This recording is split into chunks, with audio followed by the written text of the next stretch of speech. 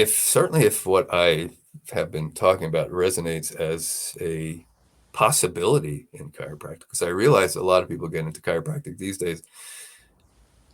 I mean, a lot of people get into chiropractic these days without ever having seen a chiropractor. So it's a bit of a challenge. In the old days, excuse me the expression, we had a lot of third, fourth, fifth generation chiropractors getting into chiropractic, or at least somebody who had had some successful experience seeing a chiropractor. But now, since we've been on the Forbes lists and all that kind of stuff, we're attracting sort of a different thing. But if what I call the true ideas of chiropractic, and I only call them true because they're kind of the original ideas, and I also feel they're based on truths that are universal in the world. Then yeah, I think it's cool you mentioned spending time out in nature, because that's exactly one of the things I'd recommend, because out in nature you get to see the truth of everything that's chiropractic.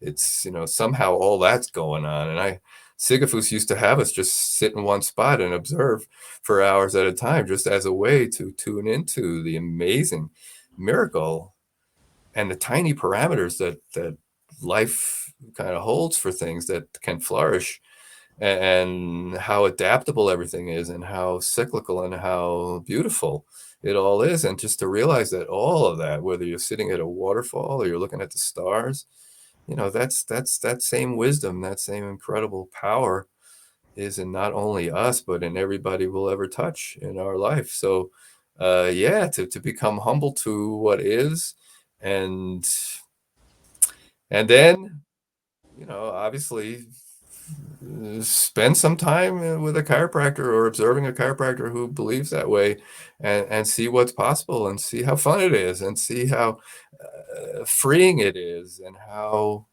because again, it's such a beautiful, simple thing to know that the greatest doctor in the universe just walked inside the person that you get to work on. It's it's a big advantage, and that all I have to do is really be skilled at finding where the interference is, and skilled at correcting the interference or minimizing the interference, and skilled at communicating this idea, and that's about it.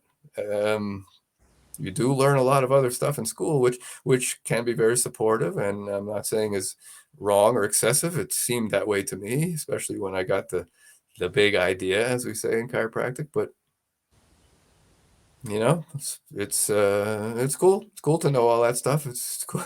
It's certainly cool to recognize what you can't handle, which is, in my opinion, very little.